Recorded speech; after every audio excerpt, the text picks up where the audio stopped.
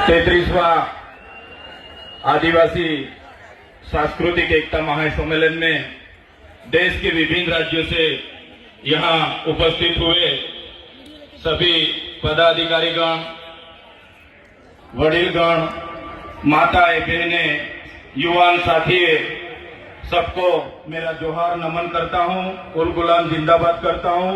सबको प्रकृति की जय, सबको भील प्रदेश की जय। इस मंच से वक्ताएं आए हैं, उन्होंने बहुत अच्छी अपनी बात रखी है। ज्यादा बात मैं नहीं रखूंगा। काफी सारे एमएलए बैठे हैं, हमारे साथी मित्र राजकुमार जी बैठे हैं, तो उनको भी हमको सुनना है, तो ज्यादा बात मैं नहीं रखूंगा। लेकिन साथियों, हमारा इतिहास गौरवशाली इतिहास रहा है।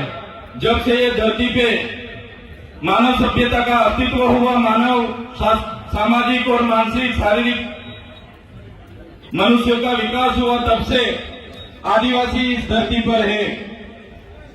आदिवासी यानी आदि अनादि काल से बसने वाला, उसको हम आदिवासी कहते हैं।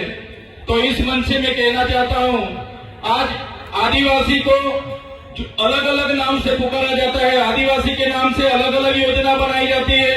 आदिवासी की अस्मिता मिटाने के लिए आपने देखा होगा, आदिवासी को आज शेड्यूल ट्राइब, जनजाति, वनवासी, वन बंधु के नाम से भी याद बुलाया जाता है। तो इस मंच से सभी मेरे साथियों को निवेदन करता हूं, तो आदिवासी को बचाने के लिए हम कोई वन बंधु नहीं है, हम कोई वनवासी नहीं है, हम आदिवासी है, आदिवासी ही हम रहेंगे।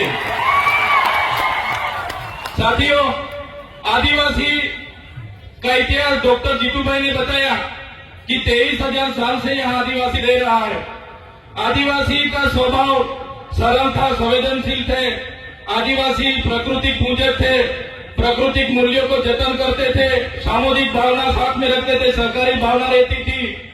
और हमारी संस्कृति, हमारी परंपरा, हमारी विधि, जो भी हमारी मरण विधि है, लग्न विधि है, हमारी जन्म की विधि है, सभी हमारे आदिवासी की अलग है। हम प्रकृति के साथ में रहने वाले लोग हैं, हम धर्मपूर्वी हमारी संस्कृति में मानने वाले लोग हैं। तो आपने देखा होगा, आगे की वक्ताओं ने बताया कि जब भी इस देश में नए नए धर्म आए, वो चाहे हिंदू हो, मुस्लिम हो, सिख हो, ईसाई हो, बौद्ध हो, जैन हो, सभी धर्म आदिवासी के बाद इस धरती पर आए हैं। और हिंदू जैसे धर्म ने तो हमारे समाज में, आपको पता होगा कि वर्ण व्यवस्था प्रथा रखी थी कि भाई पहले ब्राह्मण होगा, बाद में क्षत्रिय होगा, वैश्य होगा और शूद्र में हमारे लोगों को माना जाता था। हमारे आदिवासियों को 5,000 सालों से हमारी गिनती शूद्र में होती थी। हमको शिक्षा लेने का अधिकार नहीं था, हमको कहीं भी जाने का अधिकार नहीं था। बाद में आपने देखा होगा, इसी हालत में भी देश के आजादी में हमारे कई सारे स्वतंत्र सेनानी लड़े, हमारे क्रांतिकारी लड़े, हमारे पूर्वज लड़े। वो चाहे बिरसा मुंडा जी हो, वो चाहे खाद्या नायक हो, वो चाहे टट्टे नायक हो, वो चाहे तिलका माझी हो, झलकारी बाई हो, सभी आज हमारे पूर्वजों को ये मंच से मैं याद करता हूँ। और साथ ही साथ में गुरु गोविंद जी हो, या दलवाड़ा की क्रांति हो, या रूप सिंह नायक हो, सभी का एक सपना था कि जब भी आदिवासी को स्वतंत्रता मिले तो आदिवासी स्वावलंबित होना चाहिए, आदिवासी स्वतंत्र होना चाहिए और आदिवासी का जीवन शोषण मुक्त होना चाहिए।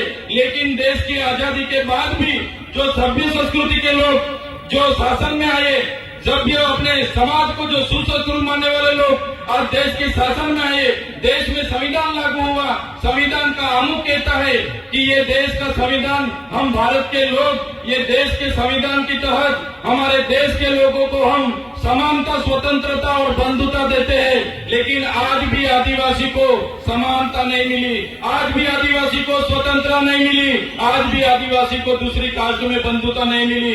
इसलिए हम कहना चाहते हैं, हम कई सारे कार्यक्रम करते हैं और कई सारे मंच पर भी हमारी व्यक्तिगत बात हम रखते आ रहे हैं। आज भी हम इस मंच से रखेंगे।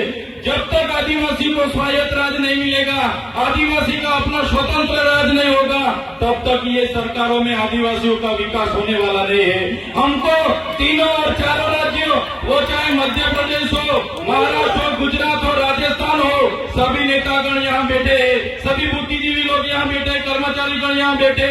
मैं मेरी व्यक्तिगत तौर पे से एक बात रखना चाहता हूँ, हमको आने वाले दिनों में हमारा जो भील प्रदेश था उसको लेने के लिए हमें आवाज उठाना पड़ेगा।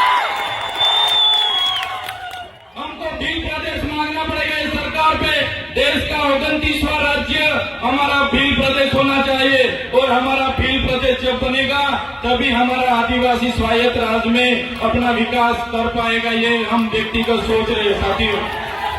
आपने देखा होगा देश के आजादी के बाद हमारे पूरे देश में 8% आदिवासी है। हमारे अनेक राज्यों में बटे हुए वन के नाम पर, खदानों के नाम पर, जीआईडीसी के नाम पर, जीएमडीसी के नाम पर, कॉरिडोर के नाम पर, सेंचुरी एरिया के नाम पर हमारे आज भी पूरे देश में 1,80,00,000 से भी ज्यादा आदिवासी अपने गांव, अपने समाज, अपने संस्कृति, अपनी प्रकृति के साथ छीन भिन होके आज बेघर हो गए, बेवतन हो गए, आज बेबस हो गए। साथियों, हमें विकास से ऐतराज नहीं है, हमें विज्ञान से ऐतराज नहीं है, हमें एक सरकारी तकनीकों से ऐतराज नहीं है, लेकिन जब भी विकास की बात आती है हमारे आदिवासियों को वहां से विस्थापित किया जाता है।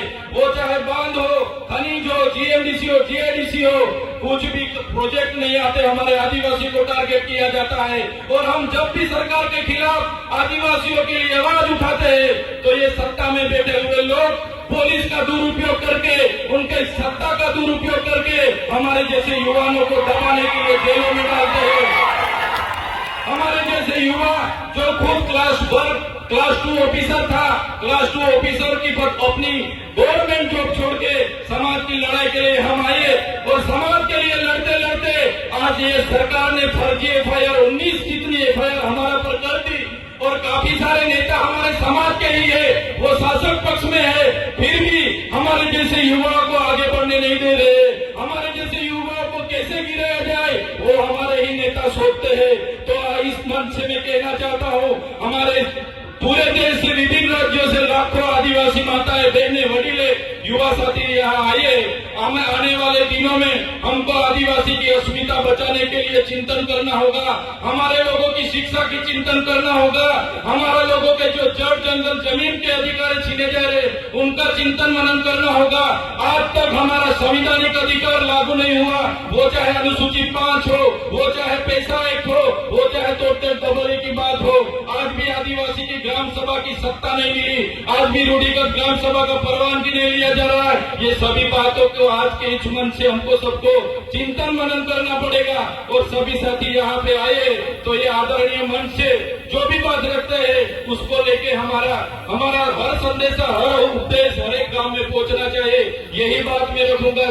समय ज्यादा नहीं है, काफी सारे वक्ता है, लेकिन ये मंच से इतना जरूर कहूंगा कि हम व्यक्तिगत तौर पे मानते हैं सरकारें आएगी जाएगी, पार्टियां बनेगी बिखरेगी, संगठनें बनेंगे बिखरेंगे, हम सभी लोग धर्म संप्रदाय में कहीं भी बटे हुए हैं, तो आदिवासी को पहले आदिवासी की तौर पर एक होना पड़ेगा, तभी अपने आदिवासियों का विकास होगा। यही बात रख के सबका धन्यवाद करता हूँ, सबको जोहार करता हूँ और आखिरी में जय भील प्रदेश के नारे से मेरा वक्तव्य पूरा करता हूँ। जय भील प्रदेश। धन्यवाद। એક્ટિવાથી લઈ જેસીબી સુધીના, ટૂંકમાં દરેક વાહનના અને દરેક કંપનીના, જી હા, દરેક કંપનીના અને દરેક સાઇઝના ટાયર એકદમ કિફાયતી ભાવમાં મળશે અને તે પણ આપણા છોટાઉદેપુરમાં। જી હા, છોટાઉદેપુરમાં। અને હા, જો તમારી પાસે રોકડા રૂપિયા ના હોય ને તો ચિંતા ના કરશો, અહીં બજાજ ફાઇનાન્સની સુવિધા પણ ઉપલબ્ધ છે। સરનામું છે apex traders, silver spoon hotel સામે, triangle complex, highway road, Chhota Udepur. Mobile number है 7359953545। छोटाउदेपुर सहित राज्य, देश અને દુનિયાના સમાચાર જોવા માટે સબસ્ક્રાઇબ કરો તીર સમાચાર અને બેલ આઇકોન જરૂર દબાવો।